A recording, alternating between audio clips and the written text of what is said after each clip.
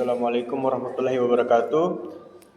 Jadi di presentasi kali ini kami akan mempresentasikan hasil dari kerja kelompok kami, yang dimana kelompok kami mengambil judul kebijakan tata kelola keamanan TI atau IT Security Governance Policy, yang dimana kami mengambil studi kasus yaitu kebocoran data pada Tokopedia tahun 2020. Nah, adapun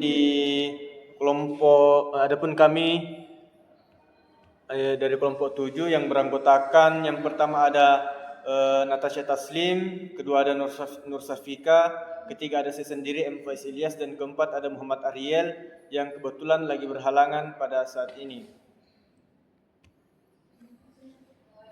Adapun latar belakangnya, jadi insiden kebocoran data Tokopedia tahun 2020 ini yang melibatkan puluhan juta data telah merusak kepercayaan pengguna dan reputasi perusahaan secara signifikan.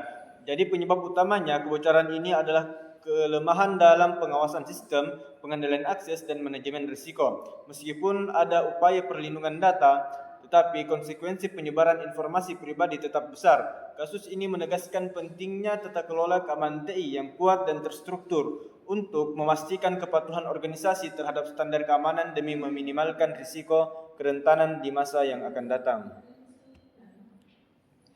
Adapun tujuannya, yang pertama mewujudkan pengelolaan keamanan TI yang terstruktur, mencegah insiden kebocoran data, menetapkan peran dan tanggung jawab, memastikan kepatuhan terhadap standar dan regulasi keamanan, membangun budaya keamanan, dan meningkatkan kemampuan deteksi dan respon insiden. Selanjutnya kita masuk di evaluasi kebijakan keamanan lama.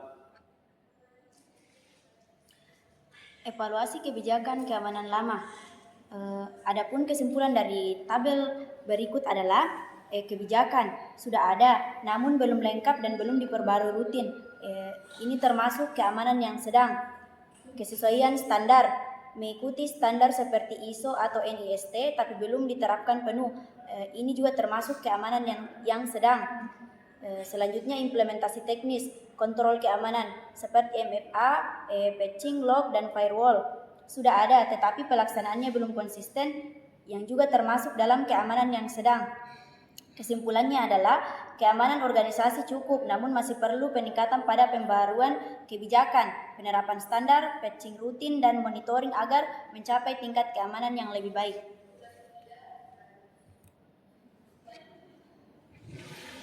Evaluasi kebijakan lama pada kelemahan mayor, relevansi dan kontrol keamanan lemah.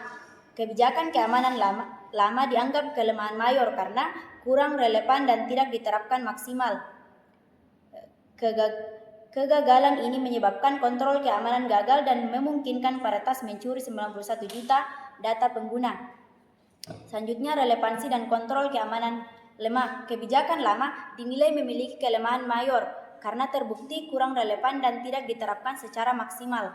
Kontrol keamanan tidak mampu mencegah peretas mencuri 91 juta data pengguna, menunjukkan adanya kegagalan pada mekanisme kontrol dan deteksi instruksi.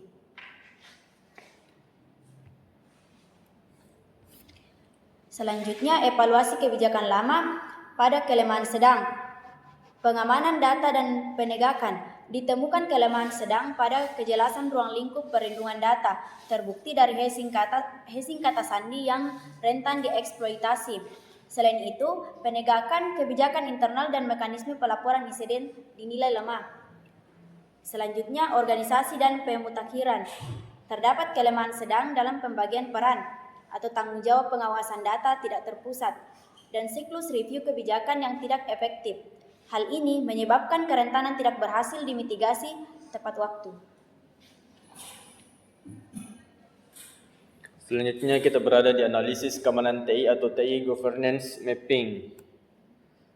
Nah, adapun penentuan struktur tata kelola keamanan TI, yang pertama ada CISO, yang dimana itu adalah kepala unit TI, kemudian ada IT Security Officer atau ISO, yang dimana itu staff atau spesialis, yang kemudian ada admin jaringan, admin server, dan user atau end user. Selanjutnya kita berada di diagram sederhana, yaitu Ricci matrix, dan bagaimana hubungan koordinasi dan pelaporan. Jadi KSO.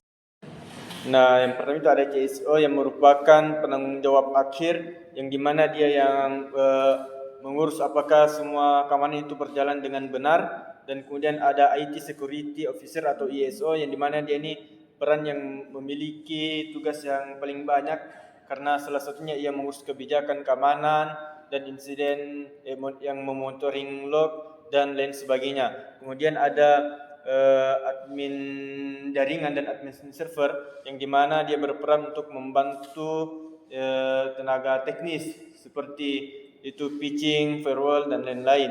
Kemudian ada user dan end user, di mana dia tidak terlibat dalam tugas teknis, tetapi dia hanya melakukan pelaporan dan mengikuti pelatihan-pelatihan lainnya.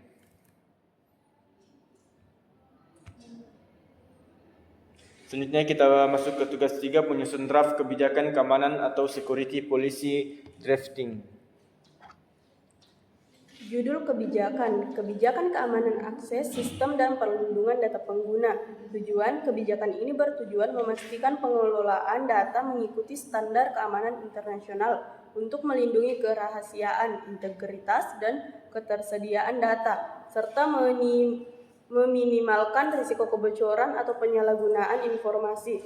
Ruang lingkup. Kebijakan ini berlaku untuk seluruh pihak yang mengelola data pelanggan dan mencangkup semua aset serta proses terkait data, mulai dari sistem, jaringan, perangkat hingga layanan pihak ketiga, guna memastikan keamanan di setiap titik yang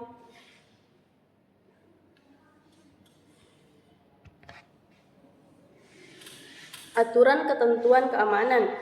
2FA wajib untuk akun yang membuka data penting. Password harus kuat minimal 12 karakter dan diganti secara berkala. Update sistem rutin minimal sebulan sekali atau segera jika ada celah berbahaya. Data penting dienkripsi dengan standar aman seperti Argon 2. Akses admin dibatasi hanya untuk orang yang berwenang dan selalu diawasi. Log aktivitas disimpan 1 tahun dan dipantau lewat sistem SIM. Penggunaan media eksternal dibatasi, hanya boleh dipakai jika sudah mendapatkan izin. Prosedur singkat. Akses sistem. User meminta akses, ISO verifikasi, admin konfigurasi, akses diberikan. Phishing, admin melakukan patch, ISO cek, CISO diberi laporan. Insiden, user melapor, ISO analisis, admin mitigasi, ISO buat laporan. Pelaporan insiden. Insiden harus dilaporkan dalam 1x24 jam setelah ditemukan. Laporan dikirim melalui saluran resmi. ISO menyelidiki dan melapor ke CISO jika insiden serius. Semua insiden dicatat untuk keperluan evaluasi dan audit. Nah, selanjutnya kita masuk di sesi kesimpulan, yang dimana kebocoran data Tokopedia pada tahun 2020 itu mengajarkan bahwa keamanan informasi merupakan hal yang sangat prioritas. Serangan cyber terjadi akibat kebijakan lemah, kurang review dan minim pengawasan. Solusinya adalah tata kelola keamanan TI yang terstruktur, yaitu berperan dengan jelas, penguatan sistem dan prosedur tepat. Jadi kunci menjaga keamanan dan kepercayaan pengguna adalah mengevaluasi serta merevisi kebijakan-kebijakan secara berkelanjutan.